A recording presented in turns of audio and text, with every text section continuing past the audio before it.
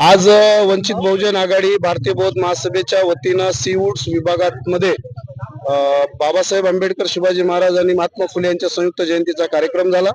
या कार्यक्रमाच्या माध्यमातून आज महाराष्ट्रभर वंचित बहुजन आघाडी ज्या मुद्द्यांना घेऊन संघर्ष करत आहे त्या संदर्भामध्ये आज सर्व जनतेला माहिती देण्यात आली।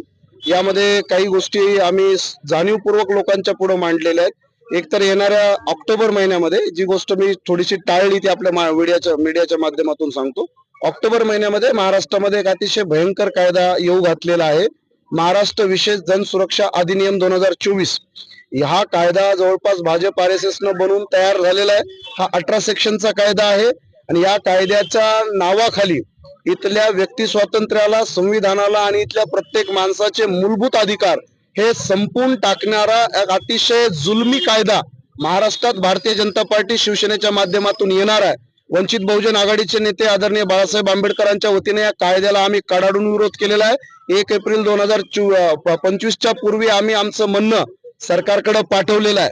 मी फक्त आपल्याला एवढंच सांगतो की या कायद्यामध्ये एक सेक्शन नंबर 8 आहे जो अतिशय घातक आहे। या घातक कायद्यामध्ये इथून पुढे सरकारचा विरोध करणारे, ब्राह्मणवादी व्यवस्थेचा विरोध करणारे, भ्रष्टाचाराचा, जातीवादाचा, अन्यायाचा विरोध करणारी माणसं, आता विरोध तर काही दबक्या आवाजात होऊ शकत नाही, आम्ही तर कुणाला गोळ्या घालू शकत नाही, पण कमीत कमी या हरामी लोकांना आम्ही जनतेच्या दरबारामध्ये नागडे करण्याचं जे काम करत असतो, असं काम करणाऱ्या लोकांना सुद्धा 7 वर्ष जेलमध्ये डांबणारा कायदा हा महाराष्ट्रात येणार आहे, जी महाराष्ट्राच्या लोकशाहीची आणि संविधानाचा खून करणारी एक मोठी प्रक्रिया आहे।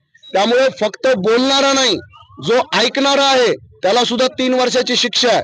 ज्या जागेवर कार्यक्रम होणार आहे, ज्यानं जागा दिली असेल त्या जागेची सुद्धा ताबा सरकार घेणार।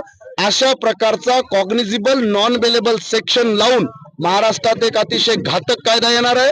कदाचित ऑक्टोबर महिन्यामध्ये लोकांना कळेल, नक्षलवादाला संपवण्याच्या नावाखाली आंबेडकरवादी असतील, परिवर्तनवादी असतील, अशा सगळ्या लोकांना महाराष्ट्रातून, देशाच्या लोकशाहीतून हद्दपार करणारा कायदा महाराष्ट्रात ऑक्टोबर महिन्यामध्ये लागू होणार आहे।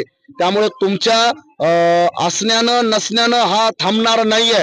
बहुमत आहे भाजपाकडे, ते हा कायदा आणणार आहेत। त्यामुळे हा कायदा हाणून पाडण्यासाठी भविष्यामध्ये रस्त्यावर उतरावं लागेल। बाळासाहेब आंबेडकरांच्या नेतृत्वात आपण रस्त्यावर उतरू।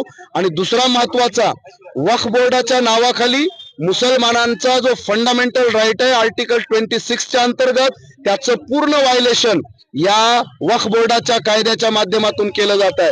ही अतिशय निर्दयी गोष्ट आहे। मुसलमानांच्या जमिनीवर सरकार ताबा आणत आहे। वक्फ कायदा तो बहाना है, मुसलमानों की जमीनें बेचना ये असली निशाना है। त्यामुळे या वक्फ